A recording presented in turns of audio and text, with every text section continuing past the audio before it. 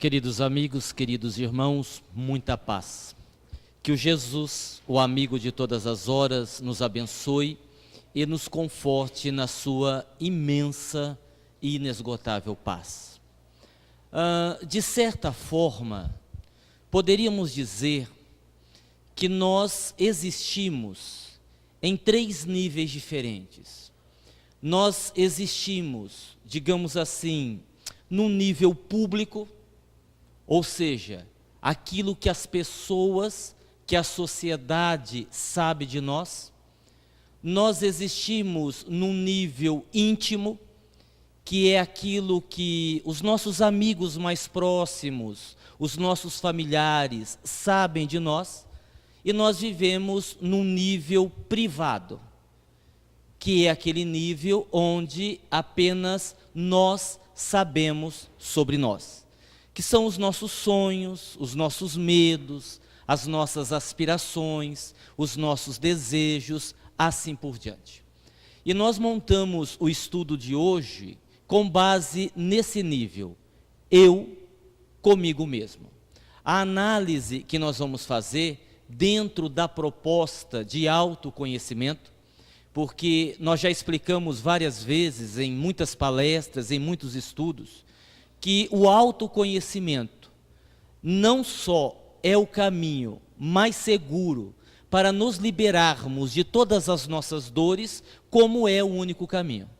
Ainda que a gente faça uso de outros recursos, como a medicação, uma terapia, um passe, ou um vínculo com uma religião, tudo isso ajuda, tudo isso colabora, tudo isso contribui para a nossa melhoria. Porém, o autoconhecimento, a proposta de Sócrates, conhece-te a ti mesmo, é a única capaz de equacionar todos os nossos problemas. Desde que esse autoconhecimento esteja nesse nível, no nível privado, eu comigo mesmo.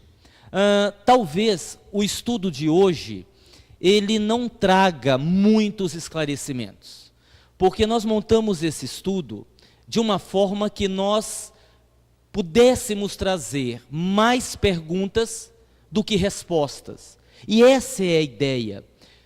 Um dos primeiros passos para o autoconhecimento é justamente o autoquestionamento. E muitas das vezes o orador, o expositor, ou até mesmo o terapeuta, a função que ele tem não é tanto oferecer respostas, mesmo porque grande parte das respostas que nós procuramos estão dentro de nós. E quando você está tentando ajudar alguém, e você não precisa ser terapeuta para isso, um amigo, um familiar, é muito importante, é imprescindível que em algumas situações você conduza a pessoa a ela mesma descobrir as respostas. Porque eu corro risco, quando invado a privacidade, mesmo que eu tenha o desejo de ajudar, e dou uma resposta, e digo para a pessoa, faça desta forma, faça isso, isto é o correto, eu preciso avaliar se o nível de entendimento da pessoa é o mesmo que o meu. Se o nível evolutivo daquela criatura corresponde ao meu nível evolutivo. Porque eu estou dizendo uma coisa que eu acho que é bom. Eu estou afirmando uma coisa que na minha concepção é o melhor a ser feito. Não quer dizer que aquela pessoa tem essa concepção. E talvez a pessoa não dê conta de fazer aquilo que eu estou sugerindo a ela. Quando nós falamos de perdão, por exemplo, existem níveis diferentes de perdão. Há pessoas que conseguem, digamos assim, perdoar no nível profundo. Há outras pessoas que conseguem compreender, que conseguem entender, que não guardam mágoa, mas não têm condições de conviver com a pessoa. Aquela pessoa que a ofendeu. Então eu preciso entender se aquilo que eu estou sugerindo, a pessoa tem condições de ouvir. Tem uma frase da senhora Janet Diamond, que é uma estudiosa, uma pesquisadora. Ela afirmou certa vez que o cérebro humano é o único recipiente cuja característica é: quanto mais se coloca, mais cabe. Ela fez uma comparação muito inteligente. Ela comparou o cérebro a um recipiente. Qualquer recipiente, qualquer vasilha, quanto mais você coloca, mais cheio fica, é evidente, é claro. O nosso cérebro não. O nosso cérebro ele tem essa capacidade, que quanto mais nós colocamos, mais cabe informação. Agora, isso funciona, tem funcionado no nível intelectual, no nível mental. Quando nós falamos das emoções, quando nos reportamos aos sentimentos, o processo não é bem assim. Digamos que em termos de conhecimento sobre nós mesmos, ainda estamos muito vazios. O nosso recipiente está totalmente vazio. No livro A Inteligência das Emoções, o autor ele faz uma comparação muito interessante. Ele diz assim: imagine uma pessoa que está com o corpo coberto de feridas, feridas mal cheirosas, feridas com pus, feridas que estão assim numa fase muito complicada. E a pessoa então, com o corpo repleto de feridas, o que é que ela faz? Ela compra uma roupa muito bonita, de um tecido caro, seda, por exemplo. Ela compra e usa um perfume francês, e com aquela roupa de seda que vai cobrir as feridas, e aquele perfume francês que vai inibir o odor das feridas, ele pode desfilar em qualquer ambiente. Aparentemente, ele estará muito bem, bem vestido, cheiroso, perfumado, mas aquelas roupas belas, aquele perfume escondem o quê? Escondem um corpo repleto de feridas. Quando nós falamos de autoconhecimento, é mais ou menos esse mecanismo que nós nos servimos.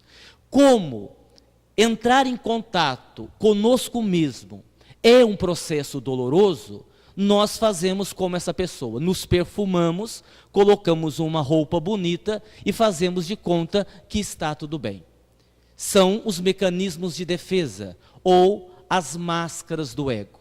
Para que a gente entenda isso de uma forma bastante clara, poderíamos citar aí 2 exemplos. Vamos pegar, por exemplo, a negação.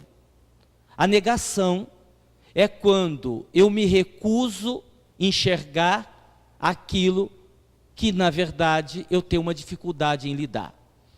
Aguinaldo, eu não entendi. Então, vamos pegar alguns exemplos. Às vezes, isto acontece num casamento. Você tem uma mulher, que pode também ser o marido, tanto faz, uma mulher que ama muito o seu marido. Ama o marido desesperadamente. E o marido tem o hábito da traição.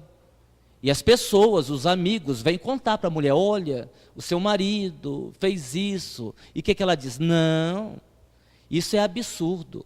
Meu marido jamais faria isso. Não, mas ele foi visto com uma pessoa assim. Não, deve ser alguma amiga do trabalho dele, vocês estão enganados. Isso é a negação. É quando eu não quero enxergar as evidências, então eu nego. Por exemplo, você diz assim para uma pessoa: olha, você está fumando bastante, isso é perigoso, isso pode causar uma doença. Não, fui no médico faz pouco tempo, meus pulmões estão ótimos, isso aí não acontece comigo. Negação, é quando eu nego, quando eu não quero enxergar. Quando eu faço isso, eu estou usando a chamada máscara do ego, eu estou usando um mecanismo de defesa para não entrar em contato comigo, como também a racionalização, que é quando eu tenho um ato aparentemente injustificável, e eu então crio uma situação que torna aquele ato justificável. Exemplo, você tem um funcionário na sua empresa, você o trata mal e paga um salário muito baixo. E quando alguém lhe diz isso, se você concordar, evidentemente que você vai ter que fazer alguma coisa para mudar isso. Como você não pretende fazer, você então racionaliza. Você diz assim: não, mas eu pago até bem. Se ele tivesse em outra empresa, ganharia bem menos. E outra coisa, eu o trato mal porque é um péssimo funcionário. O que eu fiz? Eu racionalizei. Então, a projeção, a racionalização, a negação, são todos mecanismos de defesa que, infelizmente, nos distanciam da nossa essência, nos distanciam daquilo que nós somos na verdade. E é por essa razão, pessoal, que a gente estuda, que a gente lê, que nós assistimos palestra, que nós nos dedicamos à caridade e temos tantos problemas. Porque o essencial, nós, pelo menos grande parte de nós, não estamos fazendo, que é justamente tomar contato com esse nosso lado sombrio. Ok até aqui? Ok? Então vamos às perguntas. Como eu disse, nós vamos trazer muitos questionamentos. Aqui, ó, o autoquestionamento é um caminho seguro para o autoconhecimento. E em muitas circunstâncias a pessoa não dá conta de fazer isso sozinha. Eu estava conversando outro dia com uma moça e ela estava reclamando porque ela estava muito acima do peso e aquilo estava incomodando muito ela. Estava incomodando. Mas ela sustentava na conversa, no diálogo, que aquele não era o principal problema dela. Eu havia percebido que era, mas ela sustentava que não era. Por quê? Porque não queria tomar contato com aquilo. Tudo bem. Houve um momento em que ela disse assim, olha, outro dia eu fui numa loja, comprei um sapato muito, muito bonito e guardei. Eu disse, bom, você tem um problema com baixa autoestima, não é? Ela disse, não, não tenho. Eu disse, não, eu acho que você tem. Não, eu não tenho. Eu disse, pois é, mas eu acho que tem. O senhor quer saber mais do que eu sobre mim mesma? Eu disse, então tá, vamos raciocinar. Eu não quero saber mais do que você sobre você mesma. Aliás, você tem que saber sobre você. Vamos raciocinar. Você comprou um sapato. Comprei. Como era o sapato? Bonito. E você fez o que com o sapato? Guardei. Você guardou porque o seu inconsciente lhe disse assim, quando você ficar bonita, você usa um sapato bonito. Isso significa que no momento você está feia. Eu disse, pois é, feia. Isso é baixa autoestima. Doloroso? Não é doloroso? Mas é o único caminho que existe. Então não tem jeito. Por isso então que hoje nós vamos trazer várias perguntas. E eu espero que essas muitas perguntas vocês reflitam, levem para casa e as façam para vocês mesmos antes de dormir. Até altas horas da madrugada. E amanhã acordem com muita dor de cabeça. Que é provavelmente o que vai acontecer. Vejam se isso não tem acontecido conosco. Será que estou? E eu coloquei a pergunta no singular, na primeira pessoa, porque a pergunta não é nós, porque nós é todo mundo. Vamos individualizar um pouco. À medida que a gente for lendo as questões, traga para você a pergunta. Não importa a pessoa que está ao seu lado. Não importa o que é que todos estão achando do estudo. Importa o que você está sentindo na hora do estudo. E aí tem um detalhe. Vejam o que eu disse. Não importa o que você está entendendo. Não importa o que você está aprendendo. Isso é importante, mas é secundário. Quando nós abordamos assuntos como este, eu comigo mesmo, eu preciso sobretudo sentir o que é que eu estou sentindo quando eu elaboro esta pergunta. Qual é o sentimento que acompanha essa indagação que eu faço? E melhor, qual é o sentimento que acompanha a resposta? Porque para você se conhecer, o que você tem que avaliar é o sentimento. Não é o que você fala e o que você faz, mas é o sentimento que acompanha aquilo que você fala. É o sentimento que acompanha aquilo que você faz. Muitas pessoas diziam assim, nossa, eu tive um relacionamento e esse relacionamento acabou há muito tempo, mas não sei, parece que dentro de mim não acabou. E aí você pergunta, mas o que é que você sente pela pessoa? Ah, eu não sei. Às vezes eu acho que é raiva, às vezes eu acho que é paixão, às vezes eu acho que é ódio, às vezes eu quero matar, às vezes eu quero beijar. O que será que é? Simples, quando você estiver nessa dúvida sobre o que você sente por alguém, pense na pessoa, mentalize a pessoa e observe qual é o sentimento que vem junto com a lembrança. Pronto, você vai descobrir o que é. Porque algum sentimento, alguma emoção virá junto com a lembrança. Se você lembra, por exemplo, vamos pegar um exemplo simples. Se você lembra, tem uma lembrança de um fato não muito agradável, qual é o sentimento que vai vir? Tristeza. Tristeza. Se você se recorda, por exemplo, de uma festa de aniversário, onde você ganhou muitos presentes, qual é o sentimento que vai vir junto? Felicidade, alegria.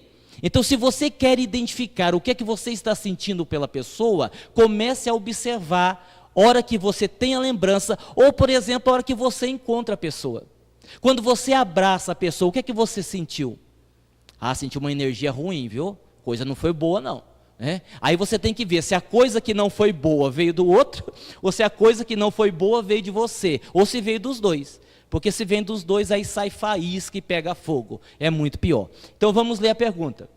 Eu sei que vocês já leram, que está aqui, mas eu vou ler de novo. Vocês é apressado. Vocês têm que esperar eu ler. Não leiam na frente, não.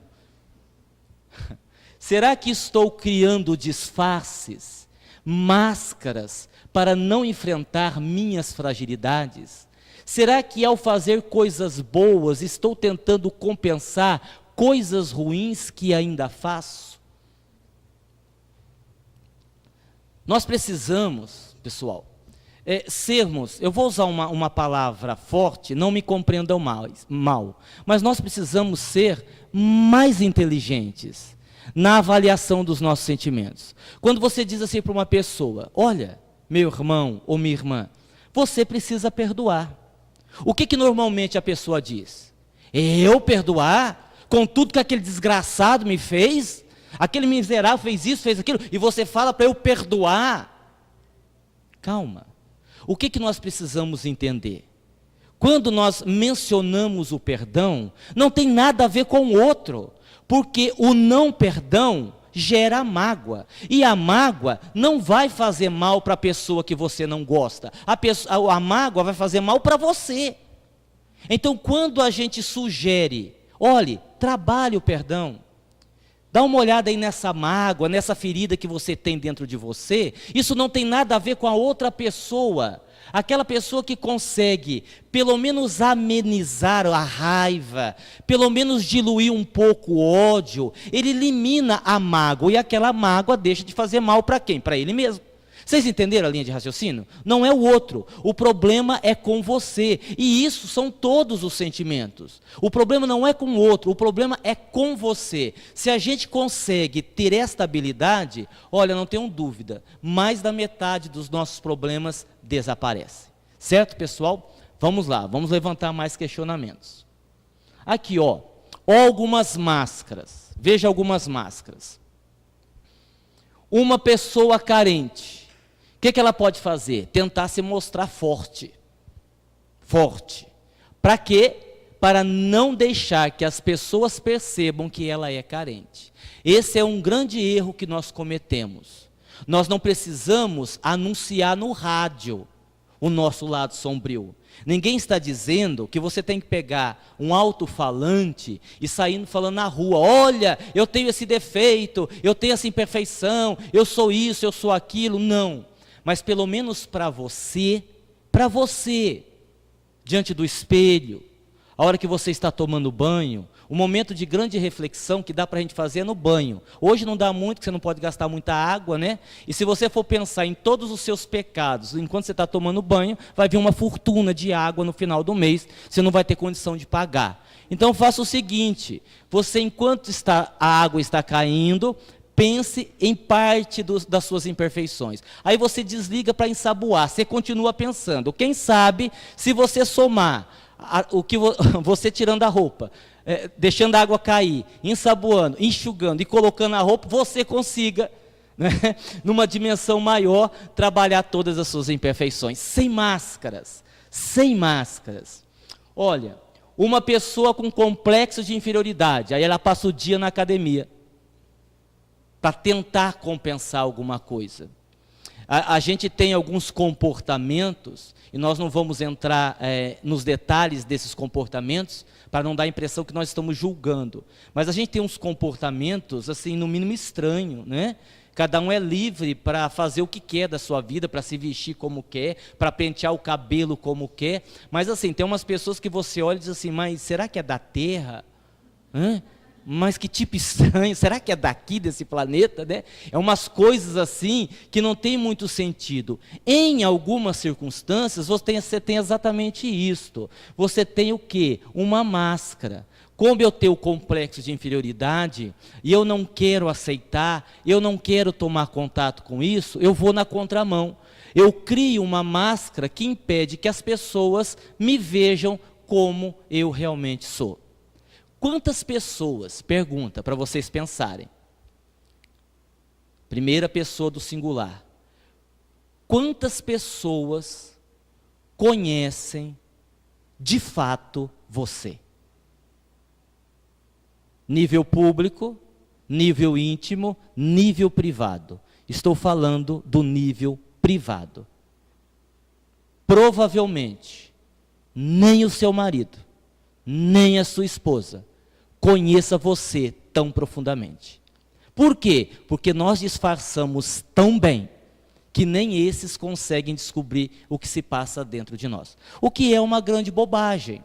Porque quanto mais eu me escondo, mais eu me distancio da solução para os meus problemas. Esse é o grande problema. Para a gente terminar. Uma pessoa que se acha feia, ela só tem amigas feias. Para quê? Para evitar a concorrência, ué. É claro. De preferência que seja um pouco mais feia que ela. Né? Melhor ainda, né? Porque se você está num grupo de pessoas feias, e você, digamos assim, é a menos feia, natural que alguém vai olhar para você. Aí se você tem uma pessoa que não tem tanta beleza, perto de outras pessoas muito belas fisicamente, claro que ninguém vai olhar. É um mecanismo de defesa, é uma fuga. Uma pessoa que não se acha atraente e critica a beleza alheia. Isso pode ser uma máscara. Isso é uma máscara. Ah, não gosto de fulano, viu? Sim, mas você não gosta por quê? Ah, não sei, ela é esquisita. Você viu as roupas que ela usa? Só porque ela tem um corpo bonito. Você acha que precisa daquilo? Não há necessidade daquilo. O que você está percebendo? Você está percebendo o tom da crítica? Não é uma crítica construtiva do tipo assim, olha, beleza física não é tudo, a gente tem que valorizar o interno. Não, é a crítica assim, pô, vocês vão ficar olhando para ela, não vão ficar olhando para mim? Tem isso, não tem? Mulheres, as mulheres presentes, sim ou não? Tem ou não tem? Tem. É que vocês não sabem, mas que tem. Uma pessoa insegura pode se tornar autoritária. Justamente a mesma razão, para camuflar seus medos, para camuflar tudo aquilo que ela carrega e ela não quer mostrar para ninguém. Certo? Vamos lá. Vão pensando aí. Aí a gente tem que tomar cuidado com as chamadas compensações. Sempre vale a pena fazer o bem. Sempre. Se você está fazendo a caridade, não importa, você está no caminho certo. Acontece que muitas pessoas, apesar de fazer a caridade, não conseguem ficar em paz com elas mesmas. Então eu preciso fazer uma avaliação sincera, o que é que está me movimentando fazer aquela caridade. Talvez eu seja, como aqui está na transparência, uma pessoa que tem uma série de dificuldades, digamos assim, imperfeições graves, todos nós as temos, todos. Por isso, eu comentava isso com uma pessoa essa semana, que quando nós falamos de grupo religioso, quando nós falamos de equipe de trabalho, todos nós deveríamos ter uma solidariedade incondicional. O que infelizmente não existe. Porque normalmente, quando você está dentro de um grupo, ainda que seja um grupo religioso, o que torna a coisa muito pior. Se alguém vai mal, ou você se afasta, ou faz uma maledicência, ou critica. Dificilmente você estende as mãos. o que é um contrassenso. Porque se eu bato no peito e digo que sou cristão, isso que eu estou fazendo não tem nada a ver com o cristianismo. Então nós deveríamos viver uma solidariedade incondicional. Aguinaldo, o que é que significa isto? Uma pessoa matou a outra. Meu irmão, você precisa de alguma coisa?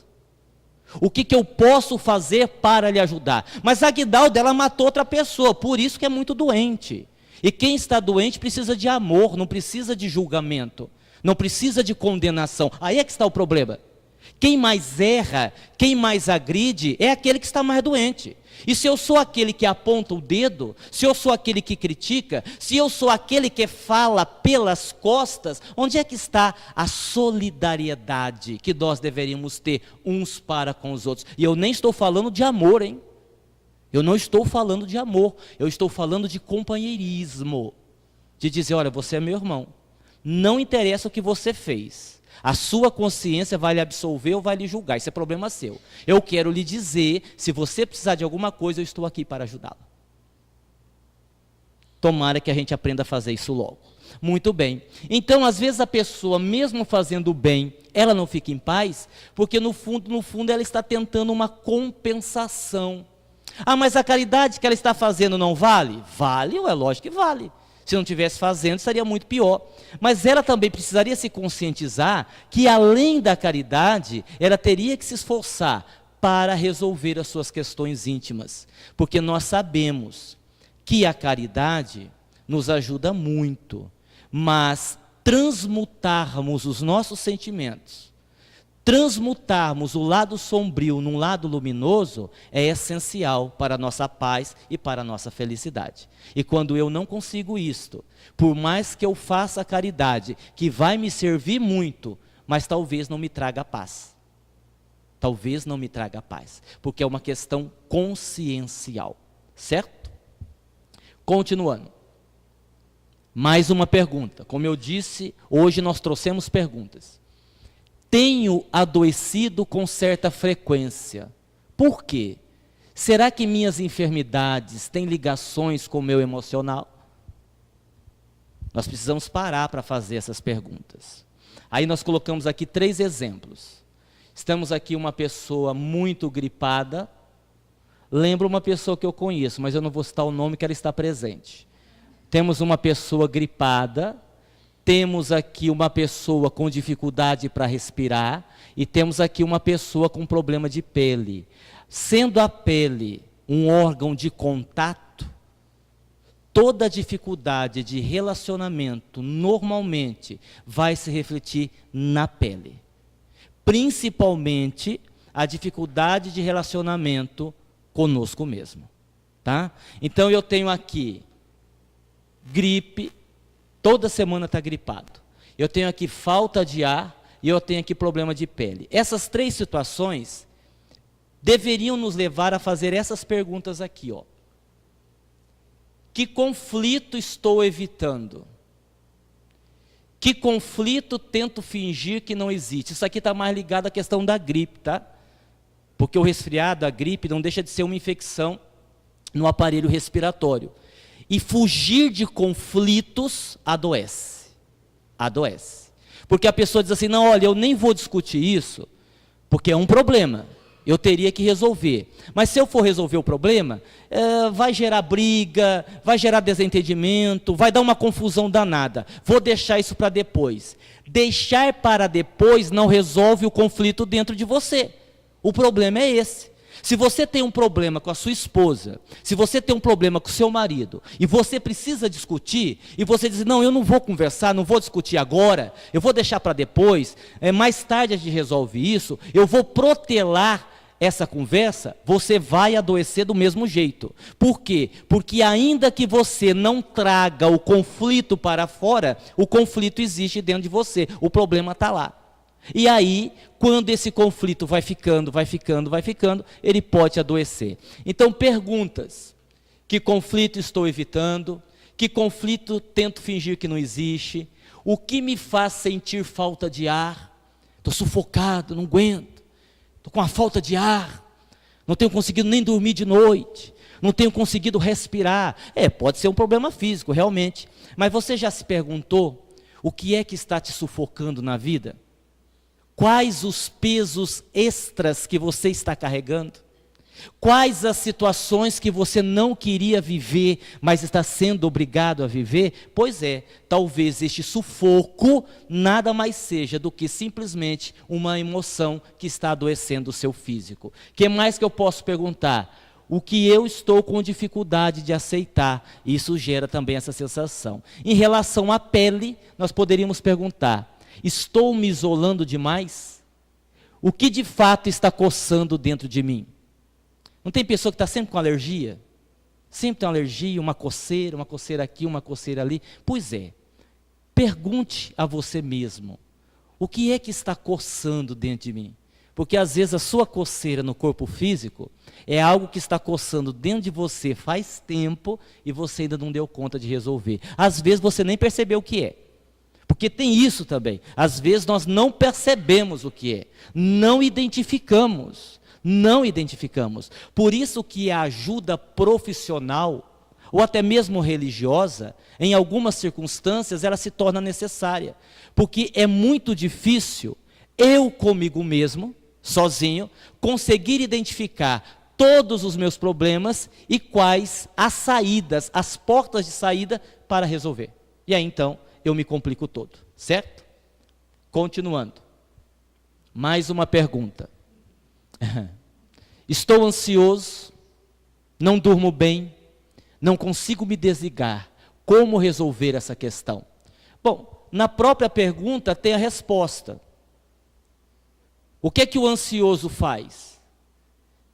É igual um canal de televisão, canal pago, que tem um slogan assim. Não vou falar o nome do canal, porque eu não vou fazer propaganda de graça. Tem um slogan assim: nunca desliga. Né? O ansioso parece esse canal de TV, nunca desliga. A partir do momento que ele nunca desliga, o que é que ele faz? Ele sobrecarrega. Sobrecarrega o quê? O órgão que ele usa para pensar, o cérebro. Então é lógico que ele não vai dormir.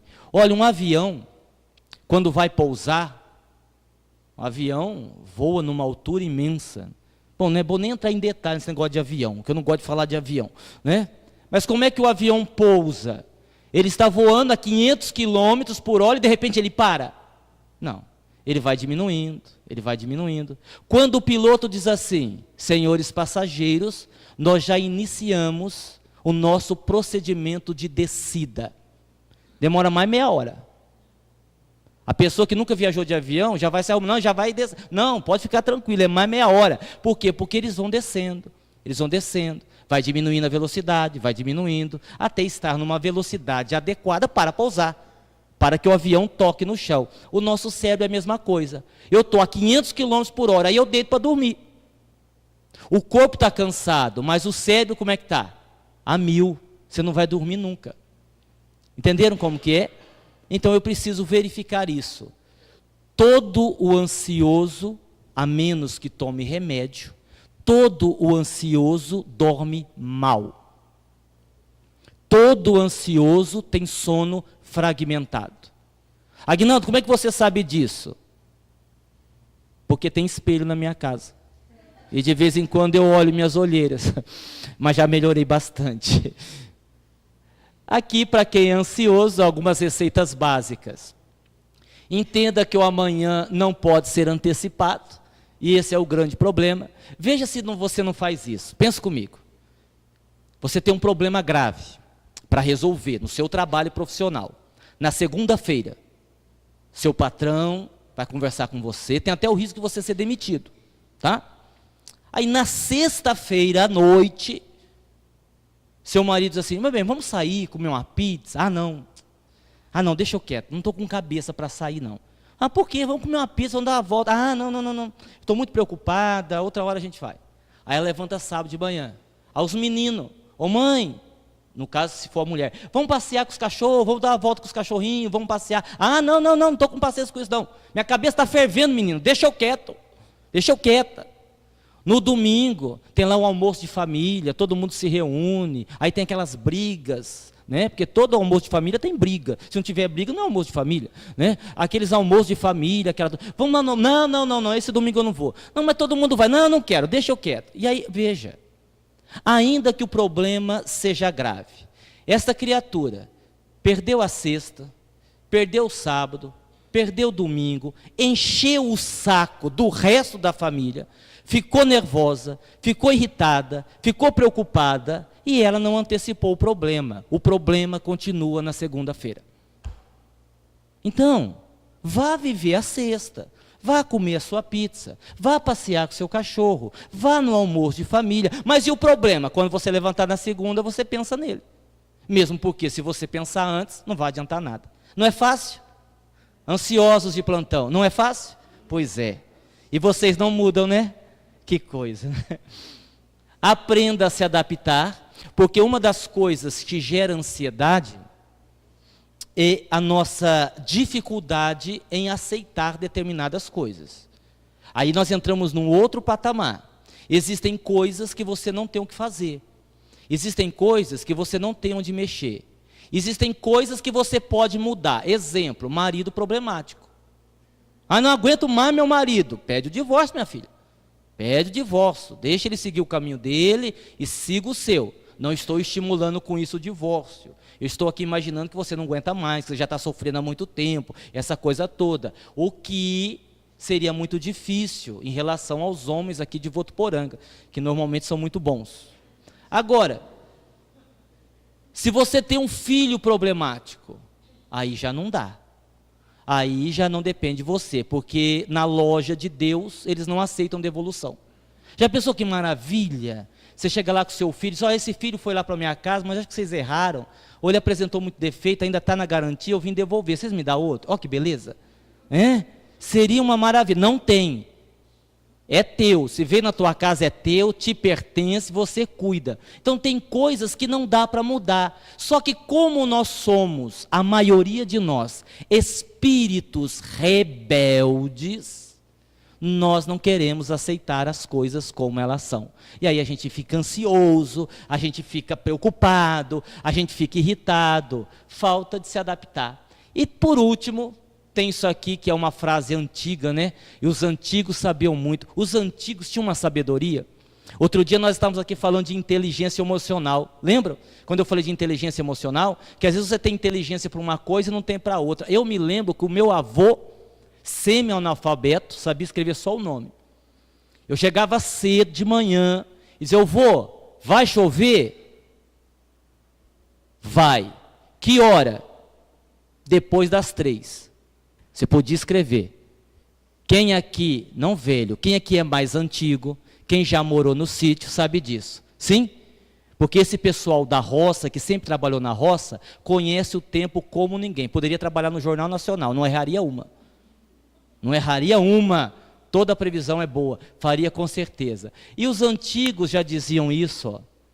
Fazer tempestade em copo d'água significa perder um tempo precioso da própria existência. Vocês já pararam para pensar? Quanta tempestade fazemos em copo d'água? Quem aqui é casado? Erga a mão, por gentileza.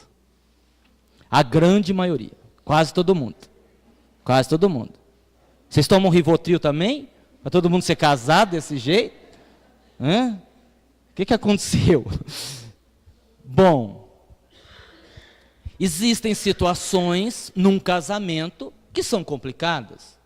Quantas vezes você tem uma discussão por um motivo grave, complicado, aquilo dá trabalho para resolver, é uma situação séria, natural. Agora, eu peço a vocês que ergueram as mãos, reflita, eu vou dar 10 segundos, eu vou ficar em silêncio 10 segundos. Reflitam, façam um retrospecto, quantas vezes vocês já brigaram com a esposa ou com o esposo por um problema deste tamanhozinho, que virou uma bola de neve? Bastante? Bastante. Bastante. A maioria de nós. Sim? Então nós temos que parar com isso. Aqui o lado de cá acho que briga mais. Porque assim a energia ficou pesada do lado de cá, de repente. Não sei, uma energia aqui, eu olhei para esse lado aqui, assim, uma energia bem pesada do lado de cá. Eu acho melhor esse pessoal do lado de cá fazer terapia. Eu acho melhor. Se eu não mereço sofrer, por que sofro? Tem uma frase, eu não gosto, nunca gostei dessa frase, eu acho ela ridícula. Mas eu vou me permitir repeti-la, apesar de detestá-la. É uma frase de um cantor. Ele dizia assim: sabe de nada, inocente. Horrorosa, mas cabe aqui. Como assim você não merece? Quem foi que disse que você não merece? Mas é lógico que você merece. Mas é evidente que você merece. Tudo que você vive pertence a você. Tudo que você vive, em algum momento da sua caminhada, você atraiu para você. Desde doença até grupo familiar. Ninguém vive uma situação que não diga respeito a ela. Como ela vai lidar com a situação, aí é outra coisa. Aí é diferente.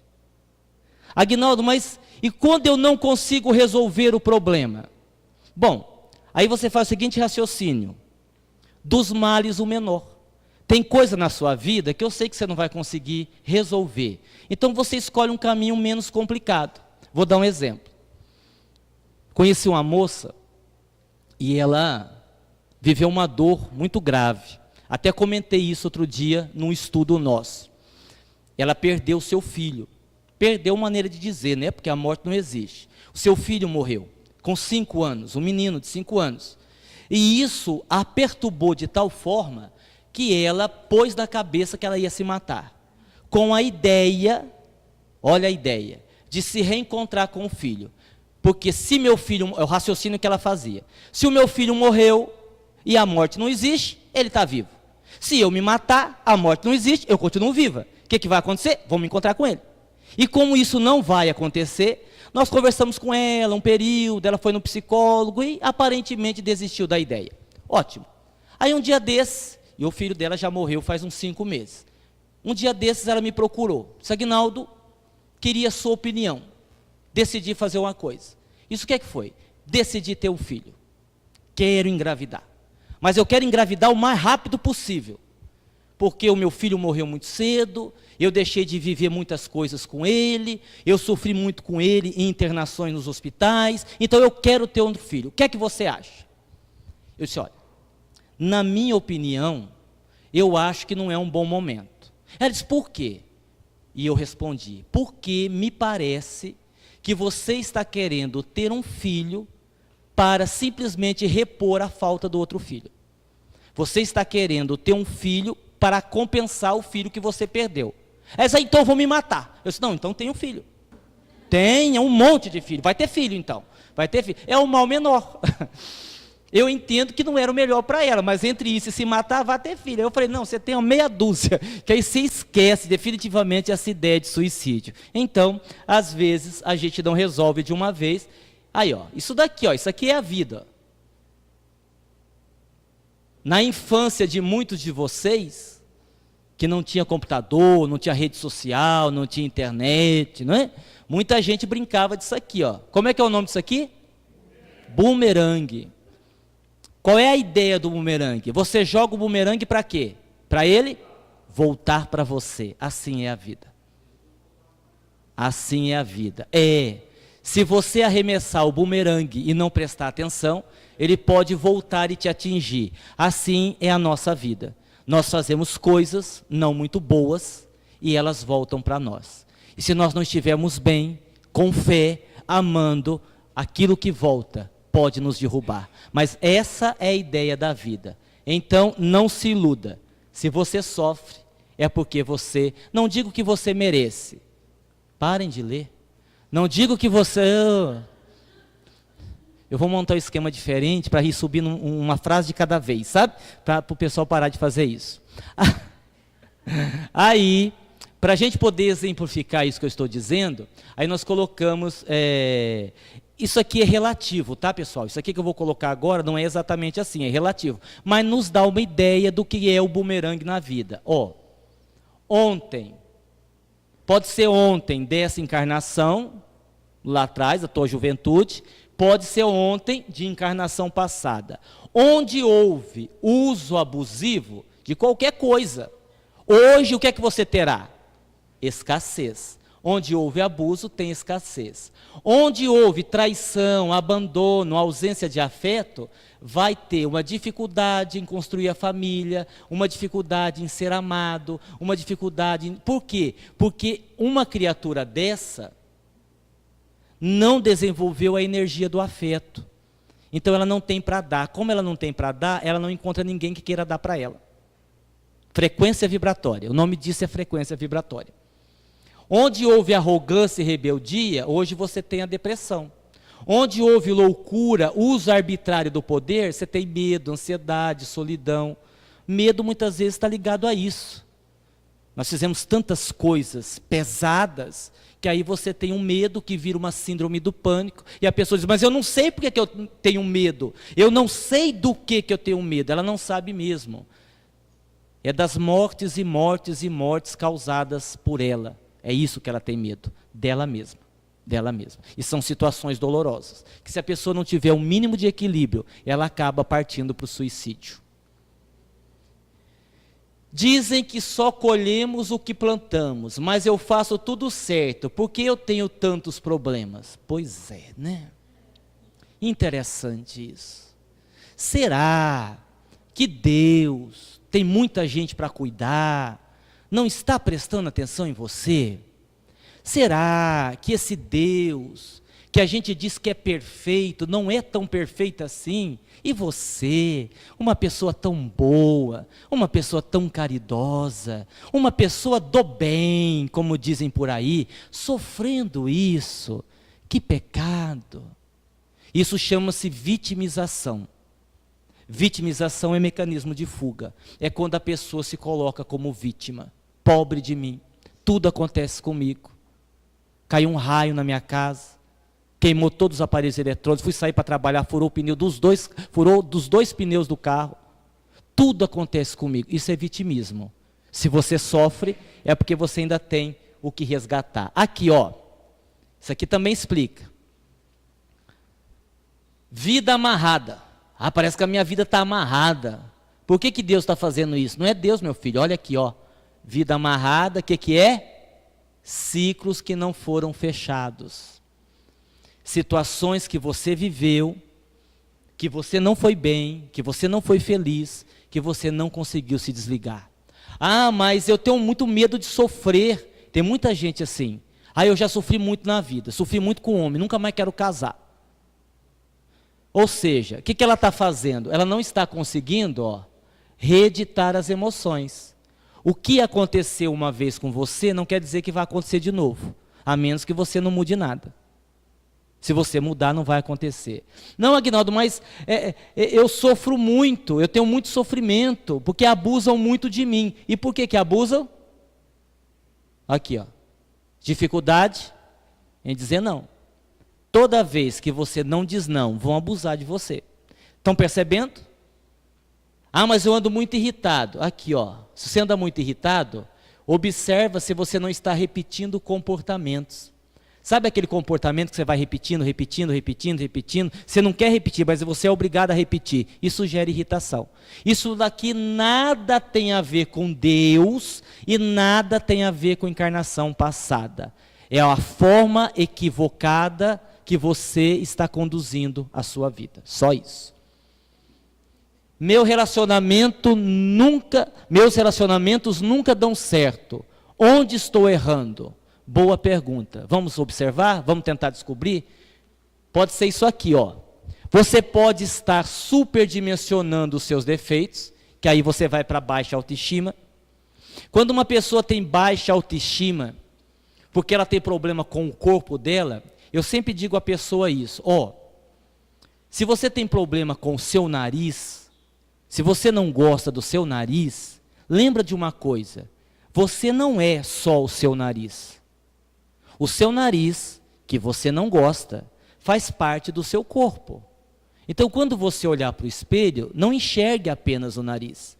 Enxergue outras partes do seu corpo. Então, se eu superdimensiono os meus defeitos, porque a pergunta é essa, Por que os meus relacionamentos não dão certo? Onde estou errando? E na maioria das vezes nós estamos errando mesmo.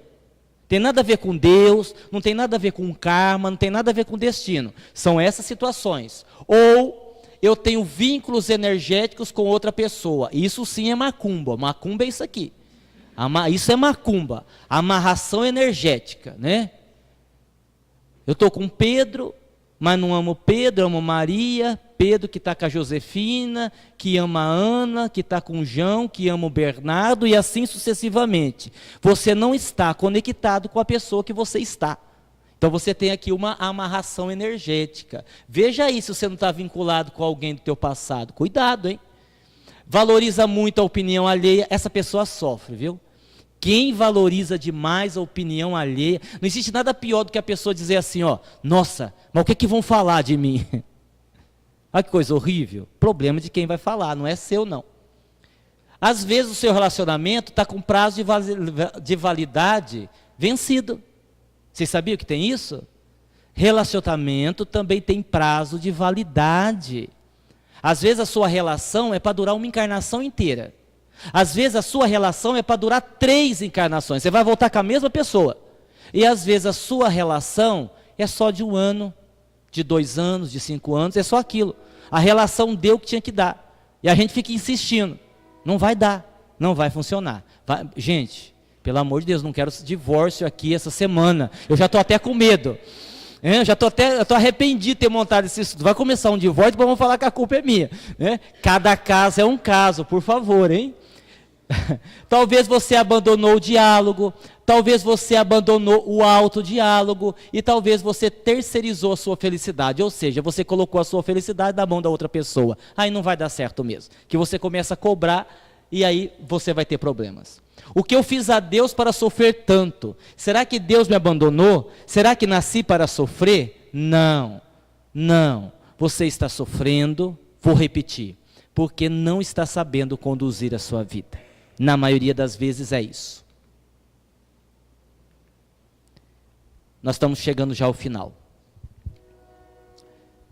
Quando uma pessoa, uma criança, um adolescente, ele tem um sonho, vamos imaginar que ele tem um sonho de ser médico.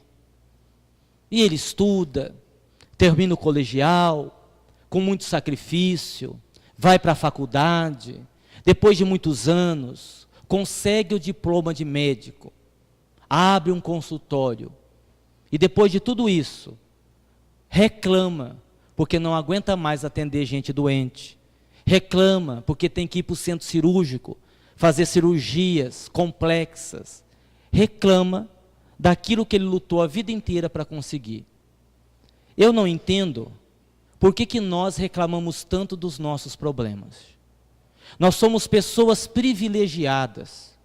Se você já está sofrendo, se você está tendo a oportunidade de lidar com dores, com aflições, é porque a vida acha que você já é capaz de resolver. É porque você está num patamar, que você alcançou um patamar, onde você está preparado para sofrer o que você está sofrendo. E por que nós reclamamos tanto?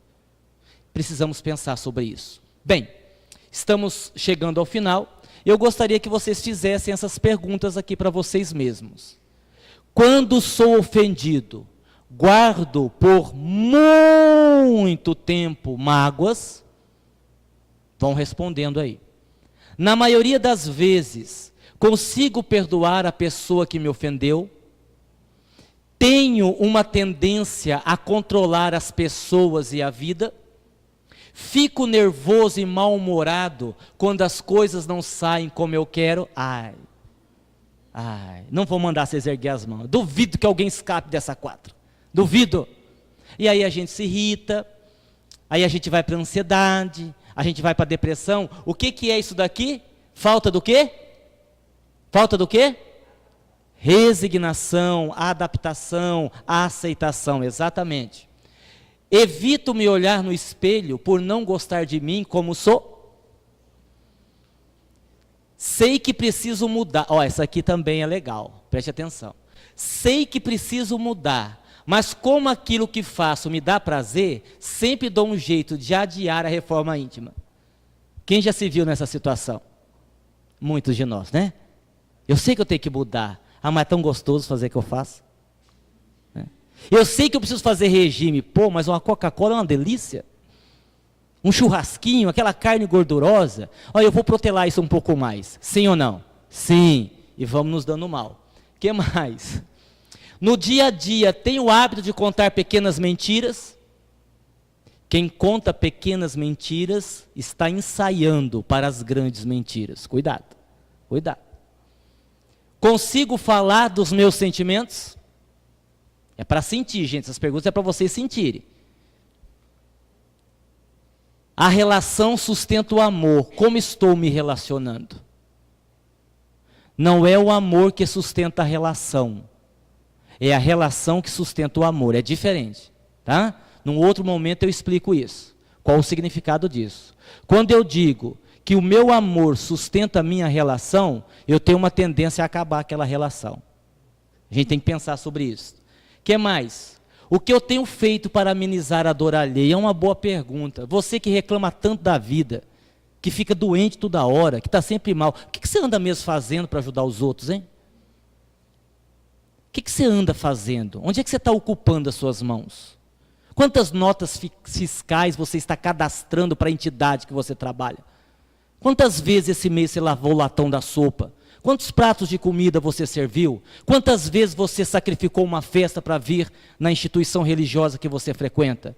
Quantos banheiros você lavou? Quantos conselhos você deu? Quantas pessoas você ajudou? Parem para pensar nisso.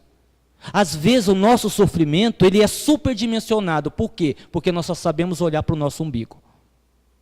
Vai fazer alguma coisa de útil para as pessoas? Você vai ver que seu sofrimento vai diminuir. Reclamo muito da vida? Tenho medo de viver? Tenho medo de desafios? Ou seja, todo esse estudo é para responder essa pergunta. Quem sou eu? Quem sou eu? Quem sou eu? E aí então, para nós encerrarmos, nós pegamos uma frase do nosso grande mestre, Chico Xavier, que ele diz uma coisa simples, mas de uma profundidade extraordinária. Nós estamos falando aqui de autoconhecimento, nós estamos falando de paz, de felicidade, de como a gente encarar o nosso lado sombrio, como fazer o autoconhecimento. E aí então, Chico diz isso. Aprendi a deixar os dias mais leves e mais simples. Comecei a acreditar que ser feliz é descomplicar a vida pelo lado de dentro. Tem que ser pelo lado de dentro. Senão, não vai dar certo. Ok, pessoal? Ok? Valeu. Muita paz, muito obrigado. Já estamos no horário. Que Jesus nos abençoe de retorno para os nossos lares e que nós pensemos muito hoje antes de dormir. E que levantemos com muita dor de cabeça. Que nós tenhamos uma inquietação. Que nós não sejamos pessoas mornas. A pior coisa que pode acontecer com uma pessoa é se tornar morna, nem quente nem fria. Que nós tenhamos essa inquietação, que nós percamos até o apetite, porque isto vai nos estimular a mudar e a sermos melhores. Que Jesus nos abençoe, muita paz, que assim seja.